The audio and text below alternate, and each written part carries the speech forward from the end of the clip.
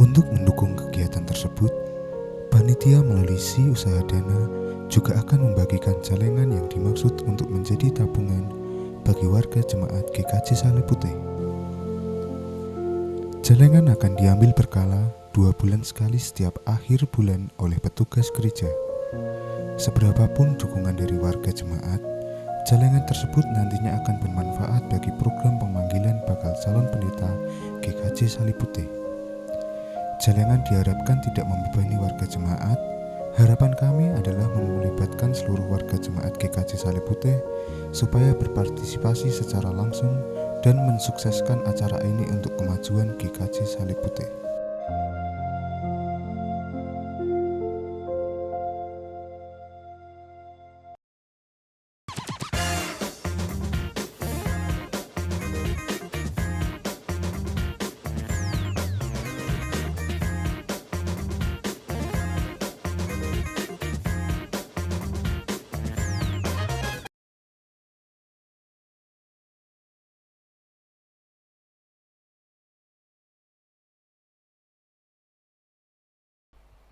Saudara, saat ini kita datang beribadah kepada Tuhan.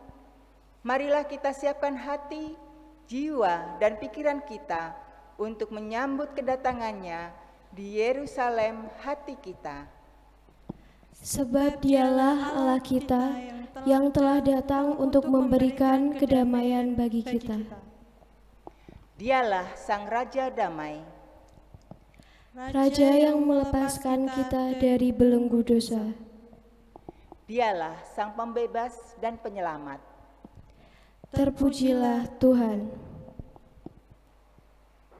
Sambutlah Dia dengan sukacita, datanglah ke hadapannya dengan sorak-sorai.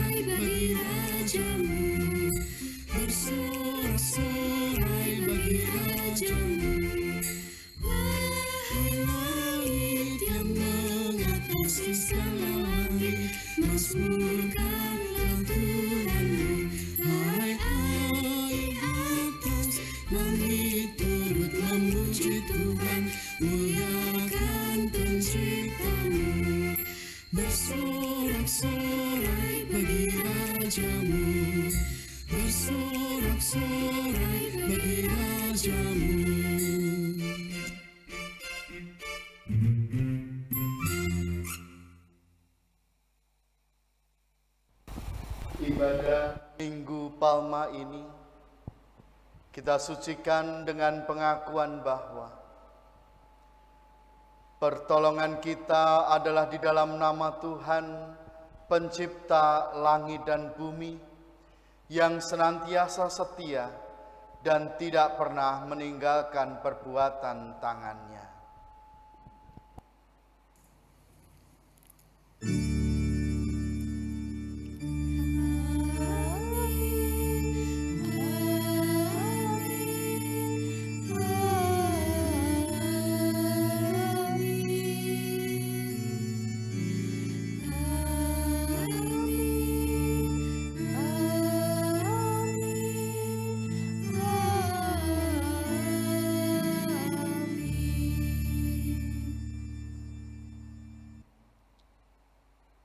Kasih karunia dan damai sejahtera dari Allah Bapa kita dan Tuhan Yesus Kristus kiranya dicurahkan kepada saudara sekalian. Dan dicurahkan kepada saudara juga. Dalam situasi penuh tekanan, beban dan penderitaan, semua orang berharap akan mendapatkan pembebasan. Bukan hanya berharap, melainkan juga memaksakan supaya kita terlepas dari semua itu. Sayangnya, alih-alih menuntut dan memaksa diri sendiri untuk mewujudkannya, kita terkadang menuntut dan memaksa orang lain untuk mewujudkannya. Berbeda dari sikap yang ditunjukkan Yesus, ia tahu bahwa kedatangannya ke Yerusalem adalah untuk kematiannya. Tentu sangat berat beban itu, namun Yesus dengan penuh keberanian menghadapi penderitaan yang akan dialaminya bahkan sampai mati. Keberanian menderita itu ia tunjukkan demi keselamatan insan yang dikasihinya. Untuk itu, marilah kita meneladani keberaniannya itu. Filipi 1 ayat 29. Sebab kepada kamu dikaruniakan bukan saja untuk percaya kepada Kristus, melainkan juga untuk menderita untuk Dia.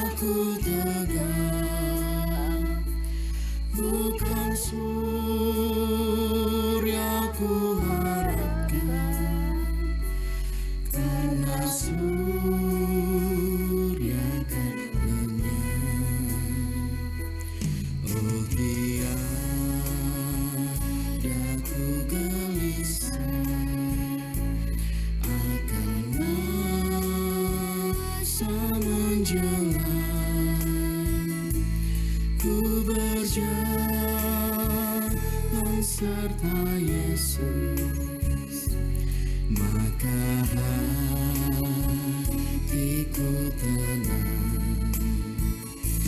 Banyak hal tak ku pahami dalam masa menjelang, tapi terang bagiku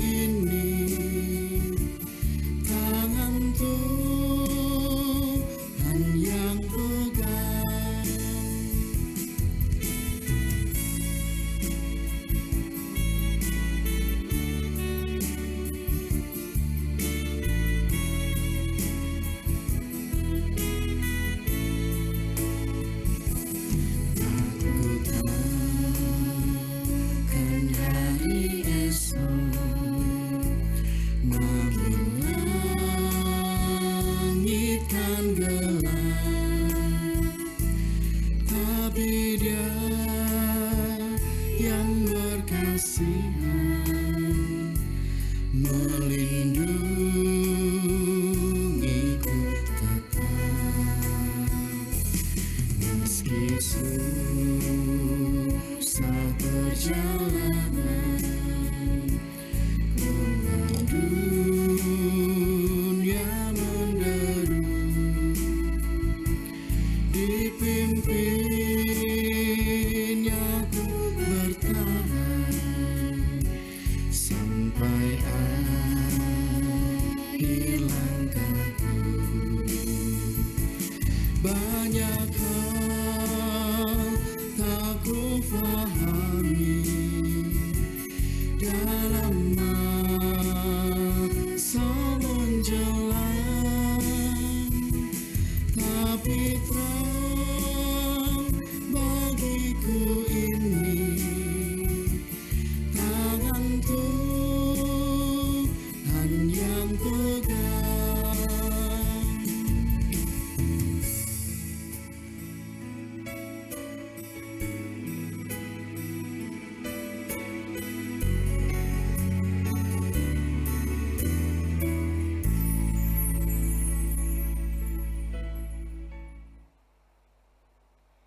Ada tertulis, kasihilah Tuhan Allahmu dengan segenap hatimu, dan dengan segenap jiwamu, dan dengan segenap akal budimu. dan kasihilah sesamamu manusia seperti dirimu sendiri. Teladan kasih yang begitu nyata telah dilakukan Tuhan Yesus melalui salib, kematian, dan juga kebangkitannya. Bukan hanya keberaniannya menanggung derita, melainkan juga berkorban hidup seutuhnya bagi keselamatan dunia. Sudahkah kita rela menderita untuk mewujudkan kasih kepada Tuhan dan sesama?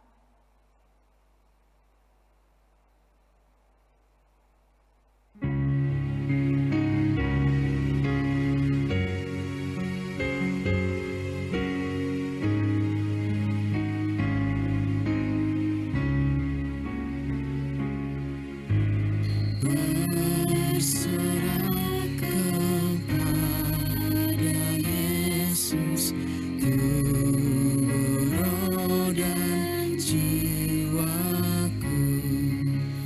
Ku kasihi, ku percaya, ku ikuti Dia terus.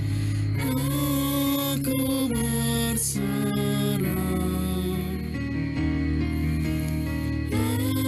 aku berserah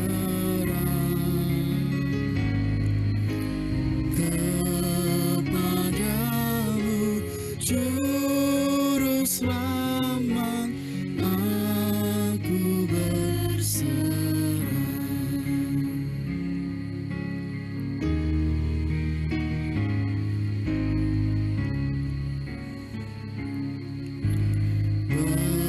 Berserah kepada Yesus, di kakinya ku sujud.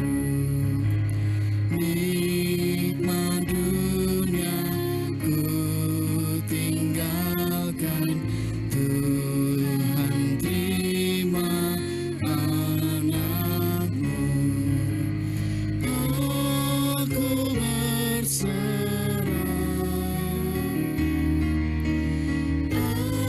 aku berserah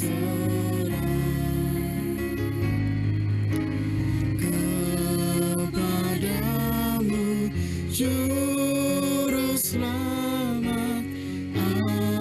Aku berserah.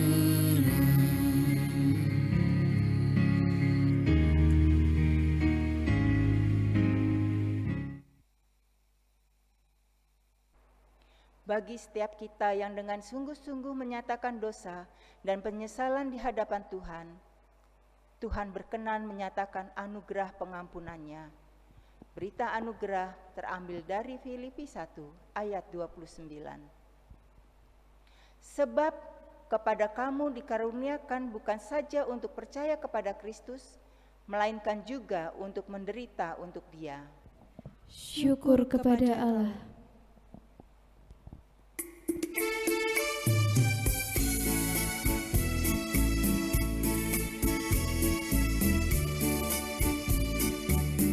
Saya mau ikut Yesus, saya mau ikut Yesus sampai selama-lamanya.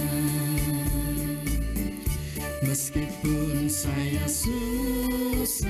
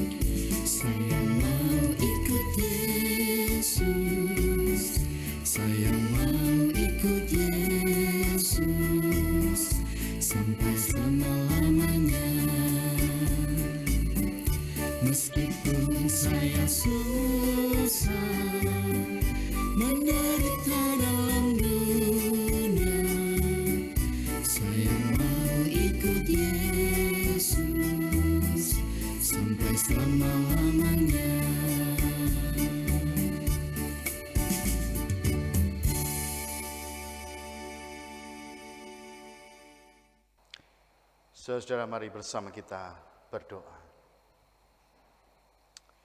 Dalam kasih dan anugerah Tuhan, kami boleh merasa sukacita dan bahagia dalam hati kami. Dan dalam sukacita yang kami rasakan, maka pada saat ini kami boleh beribadah kepadamu. Mengucap syukur atas hari yang Tuhan beri, mengucap syukur atas kehidupan yang boleh berlangsung selama ini. Terima kasih atas segala berkat-berkat Tuhan yang Tuhan limpahkan di dalam kehidupan kami. Ungkapan syukur kami naikkan bersama dengan keluarga kami hari ini melalui ibadah kami. Bapa dalam surga, perkenankan pada saat ini kami menaikkan permohonan kami kepadamu. Kami berdoa untuk gereja kami, Tuhan yang akan selalu melimpahkan berkat bagi kehidupan gereja kami. Biarlah melalui gereja kami, nama Tuhan semakin dipermuliakan, dan semakin banyak orang yang mengenal Tuhan di dalam kehidupan mereka. Para hamba Tuhan yang melayani, Tuhan berkati, berikan semangat, sehingga boleh melayani dengan baik, dan semakin memuliakan nama Tuhan di dalam kehidupan mereka.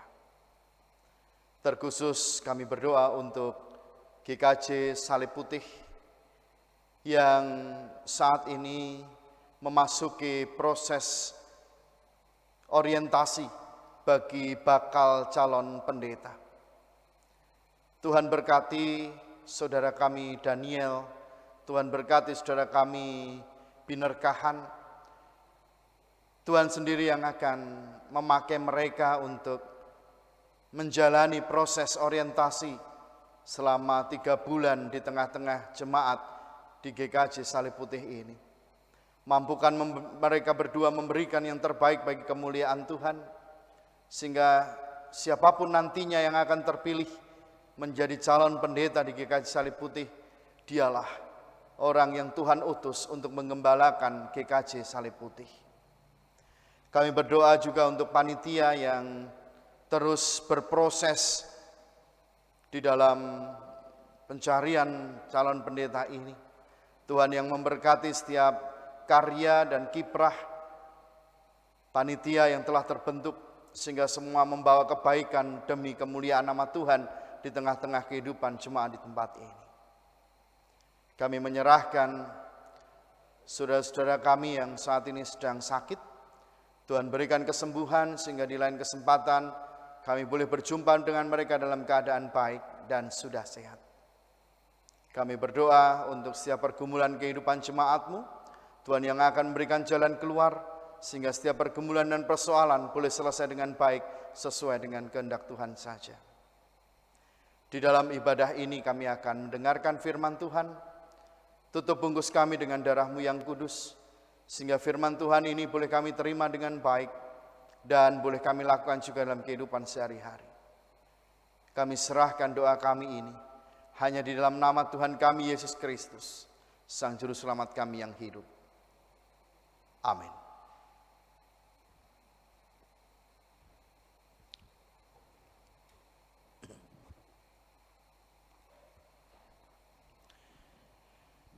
Ibu bapak dan saudara-saudara yang terkasih di dalam nama Tuhan Yesus Kristus, firman Tuhan yang akan kita terima bersama pada hari ini terambil dari Injil Markus pasalnya yang ke-11, ayatnya yang pertama sampai dengan ayat 11. Injil Markus pasalnya yang ke-11, ayat pertama sampai dengan ayat 11. Yesus dielu-elukan di Yerusalem. Ketika Yesus dan murid-muridnya telah dekat Yerusalem, dekat Betfage dan Betania yang terletak di Bukit Zaitun, Yesus menyuruh 2 orang muridnya dengan pesan, "Pergilah ke kampung yang di depanmu itu. Pada waktu kamu masuk di situ, kamu akan segera menemukan seekor keledai muda yang tertambat, yang belum pernah ditunggangi orang. Lepaskan keledai itu dan bawalah kemari. Dan jika ada orang mengatakan kepadamu, 'Mengapa kamu melakukan itu?' Jawablah, Tuhan memerlukannya, Ia akan segera mengembalikannya ke sini. Mereka pun pergi dan menemukan seekor keledai muda tertambat di depan pintu di luar, di pinggir jalan, lalu melepaskannya. Dan beberapa orang yang ada di situ berkata pada mereka, "Apa maksudnya kamu melepaskan keledai itu?" Lalu mereka menjawab seperti yang sudah dikatakan Yesus. Maka orang-orang itu membiarkan mereka. Lalu mereka membawa keledai itu kepada Yesus dan mengalasinya dengan pakaian mereka. Kemudian Yesus naik ke atasnya.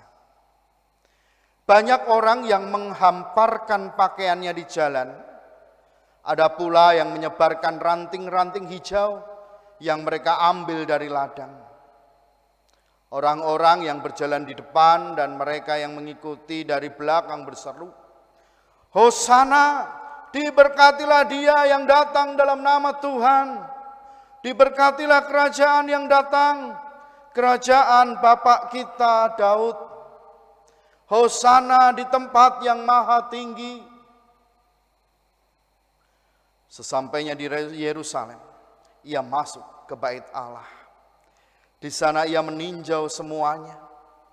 Tetapi sebab hari sudah hampir malam, ia keluar ke Betania bersama dengan ke-12 muridnya. Demikianlah sabda Tuhan. Yang berbahagia ialah setiap orang yang mau mendengarkan firman Tuhan dan yang memeliharanya. Hosiana.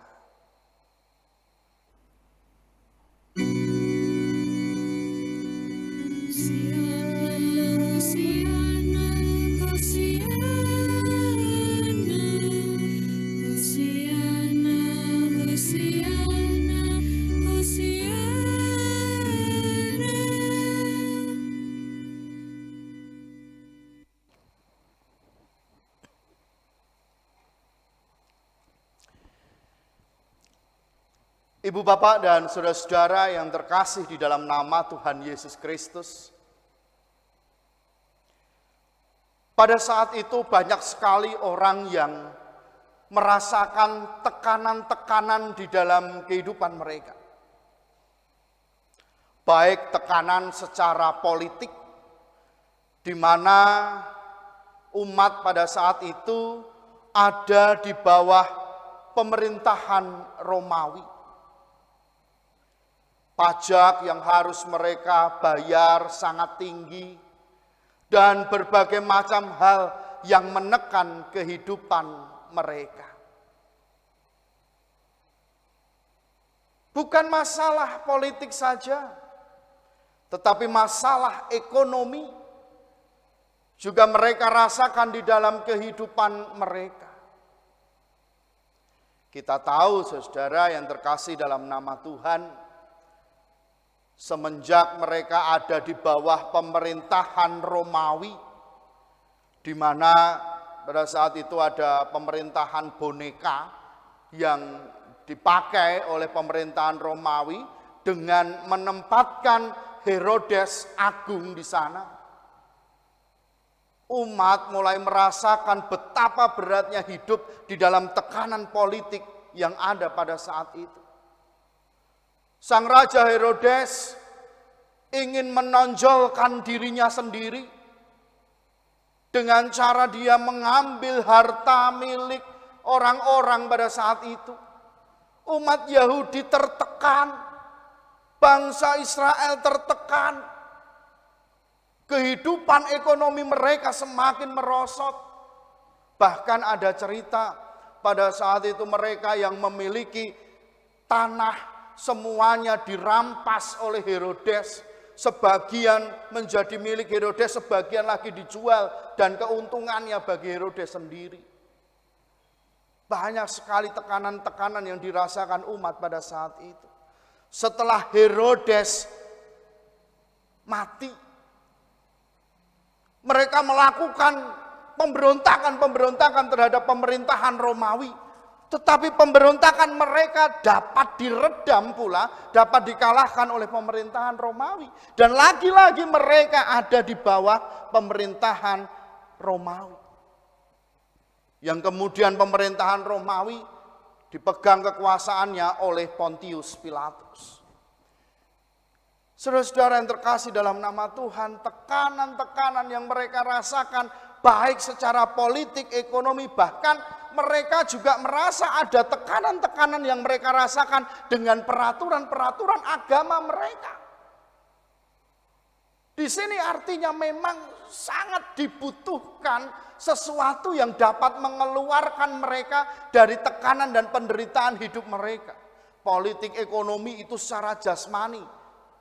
Kalau sudah masuk ranah agama artinya spiritualitas mereka, rohani mereka sudah dalam tekanan juga. Kehidupan yang berat mereka alami pada saat itu. Sehingga mereka membutuhkan sosok yang benar-benar dapat melepaskan mereka dari semuanya. Mereka membutuhkan sosok yang dapat memberikan kelegaan, kedamaian, dan melepaskan mereka dari penderitaan-penderitaan hidup. Tampillah Yesus di tengah-tengah mereka. Harapan mereka Yesuslah yang akan memberikan kebebasan. Harapan mereka Yesus inilah Mesias yang akan membebaskan umat dari segala belenggu kehidupan mereka. Politik, ekonomi, keagamaan, rohani, dan semuanya dapat dilepaskan oleh Yesus. Ditambah lagi saudara yang terkasih dalam nama Tuhan, mereka mendengar mujizat-mujizat yang dilakukan selama Yesus melakukan pelayanannya. Bagaimana orang buta disembuhkan, bagaimana wanita pendarahan disembuhkan, bagaimana orang yang mati dibangkitkan oleh Yesus. Sesuatu yang luar biasa yang dilakukan Yesus dalam kehidupannya membuat orang semakin yakin inilah Mesias yang ditunggu-tunggu. Inilah tokoh yang ditunggu-tunggu untuk membebaskan umat dari segala belenggu kehidupan mereka. Ketika Yesus masuk ke Yerusalem, kota di mana dalam cerita inilah kota terakhir. Kota yang sebenarnya di tempat itu ada bait Allah. Artinya kota ini adalah kota yang suci. Disitulah Tuhan hadir. Disitulah ada Allah di tengah-tengah kehidupan umat. Karena bait Allah ada di sana, saudara yang terkasih. Tapi kenyataannya apa? Yerusalem inilah justru tempat, pembantaian bagi nabi-nabi sebelumnya. Dan sekarang Yesus mau masuk ke sana. Orang berpikir bahwa ini akan beda ceritanya.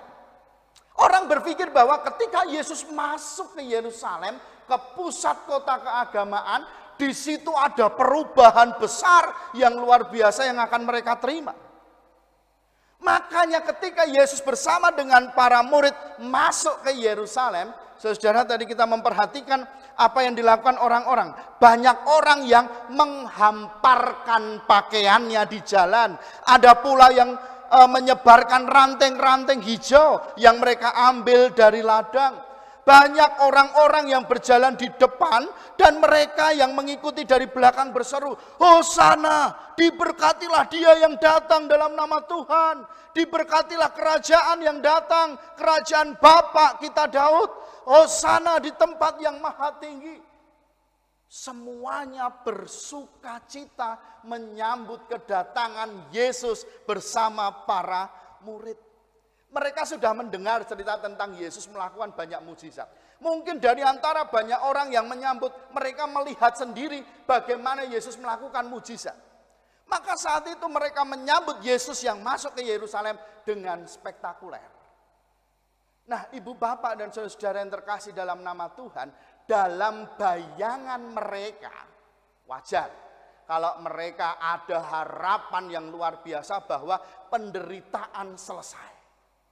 Bahwa penderitaan akan usai dengan masuknya Yesus ke Yerusalem. Mereka berpikir inilah saatnya kebahagiaan dan sukacita itu datang. Jemaat yang dikasihi Tuhan, benarkah yang mereka pikirkan? Harapan begitu besar, ada sukacita, ada kebahagiaan ketika Yesus masuk. Benarkah harapan itu? Jemaat yang dikasihi Tuhan Yesus, apa yang mereka bayangkan berbeda dengan kenyataan. Apa yang mereka harapkan saat itu dengan menyambut kedatangan Yesus dengan begitu luar biasa, berbeda pada akhirnya. Yesus yang mereka andalkan saat itu, Yesus yang mereka pikir akan mendatangkan sukacita, kebahagiaan bagi umat terlepas dari segala belenggu, justru Yesus sama dengan nabi-nabi sebelumnya. Kota itulah kota di mana bait Allah ada, kota yang dianggap suci, justru menjadi tempat di mana Yesus harus ditangkap, menderita, dan bahkan mati. Saudara-saudara yang terkasih dalam nama Tuhan, harapan yang begitu besar berbeda dengan kenyataan yang mereka hadapi. Namun demikian, bukan berarti maksudnya Yesus adalah membuat mereka kecewa, tidak. Yesus sama sekali tidak bermaksud menyia-nyiakan sambutan mereka yang spektakuler tadi, tidak. Bukan maksudnya Yesus semakin menjatuhkan mereka dalam kekecewaan, tidak.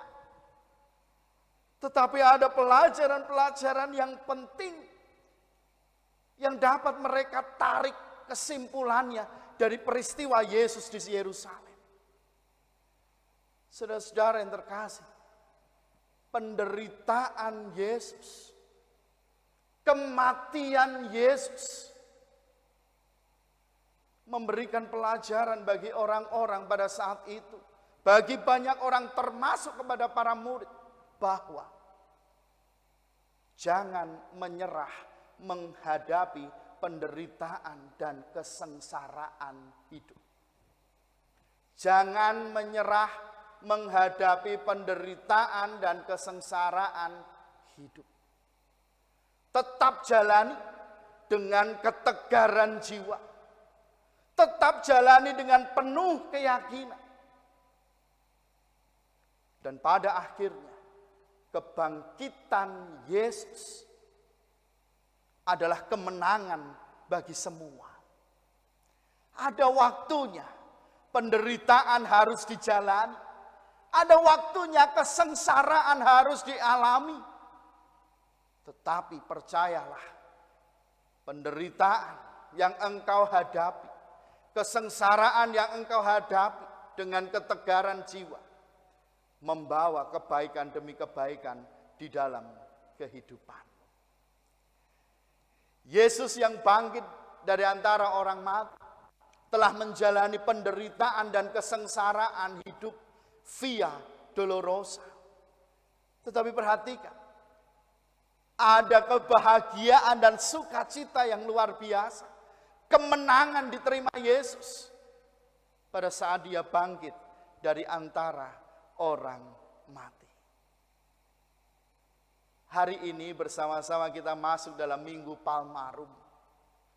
Inilah minggu terakhir di mana kita sebentar lagi akan masuk dalam penghayatan akan penderitaan, kematian, dan kebangkitan Yesus. Ada pelajaran-pelajaran penting yang bisa kita ambil pada hari ini, saudara. Bahwa yang pertama, hadapi penderitaan dan kesengsaraan hidup dengan ketegaran jiwa. Berani menderita. Itu yang harus kita lakukan dalam kehidupan kita. Berani menderita di dalam setiap proses kehidupan yang Tuhan berikan dalam kehidupan kita. Tidak perlu mengeluh. Tetap percaya bahwa Tuhan akan menolong di dalam setiap proses kehidupan yang kita hadapi. Sekalipun berat, namun percayalah, Yesus pasti dapat memberikan yang terbaik di dalam kehidupan kita. Yang kedua, berani menderita di dalam iman kepada Tuhan Yesus Kristus. Jangan sampai iman kita terkalahkan, tergoyahkan dengan apapun juga. Mungkin kita menghadapi tekanan, mungkin kita menghadapi penderitaan di saat kita mempertahankan iman pada Yesus. Tetapi hadapilah semuanya itu dengan penuh keyakinan bahwa Yesus yang bangkit dari antara orang mati akan memberikan kemenangan-kemenangan iman di dalam kehidupan. Yang ketiga, saudara, beranilah untuk bersaksi bahwa Yesus adalah juru selamat di dalam kehidupan ini. Mungkin akan banyak penderitaan yang kita hadapi saat kita bersaksi tentang siapa Yesus. Tetapi hadapi penderitaan itu, berani menghadapi penderitaan itu, maka kemuliaan Tuhan akan terjadi di dalam kehidupanmu. Jemaat yang dikasihi Tuhan, menghadapi Paskah ini, kita bersama diajak dalam Minggu Palmarum ini untuk berani menderita. Hadapi penderitaan dan kesengsaraan hidup kita dengan ketegaran jiwa. Percayalah, Yesus yang bangkit akan memberikan kuasanya di dalam kehidupan kita dan memberikan kemenangan demi kemenangan dalam kehidupan.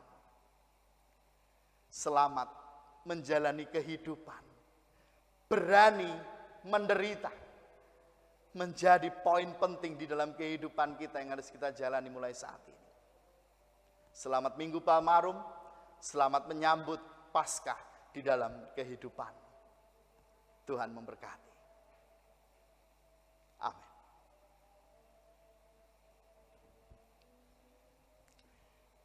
Saat teduh bagi kita.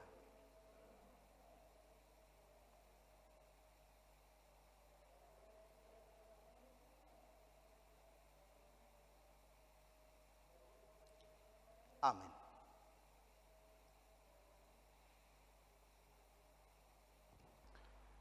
Marilah kita menaikkan syukur kita dengan memberikan persembahan yang firman Tuhan yang menjadi dasar di dalam kita memberikan persembahan terambil dari 2 Korintus 8 ayatnya yang ke-12. Sebab jika kamu rela untuk memberi, maka pemberianmu akan diterima. Kalau pemberianmu itu berdasarkan apa yang ada padamu, bukan berdasarkan apa yang tidak ada padamu.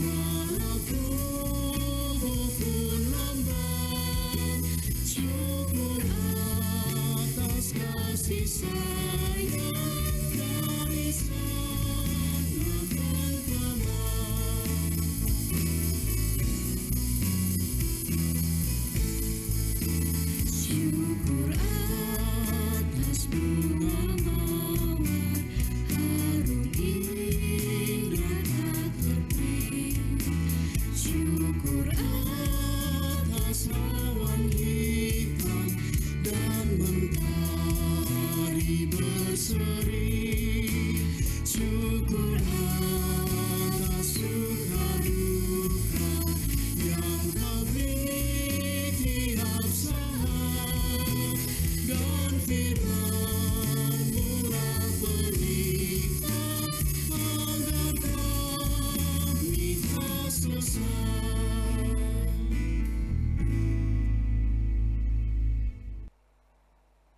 Marilah persembahan ini kita haturkan kepada Tuhan di dalam doa dan perkenankan doa kami hantarkan.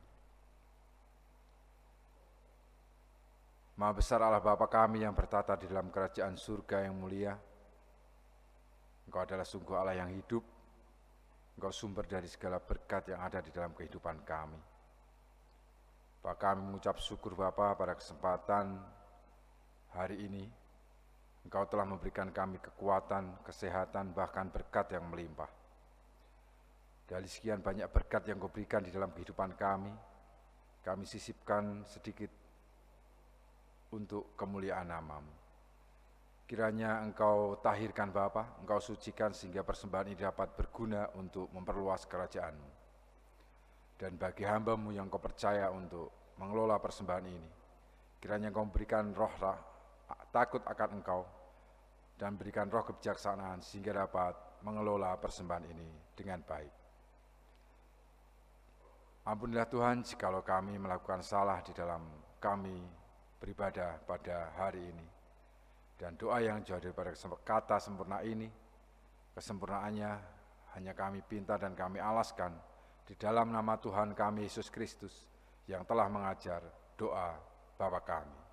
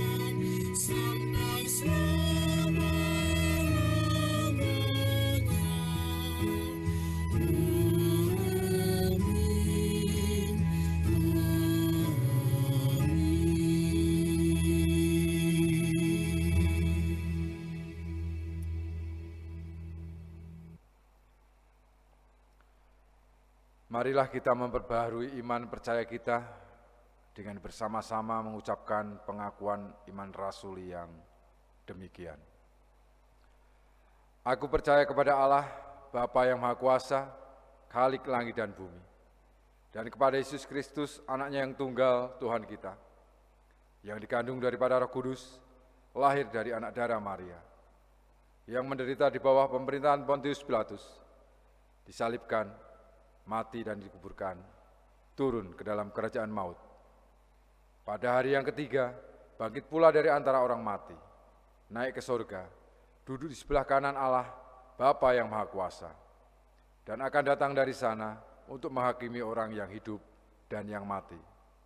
Aku percaya kepada Roh Kudus, gereja yang kudus dan am, persekutuan orang kudus, pengampunan dosa, kebangkitan daging, dan hidup yang kekal.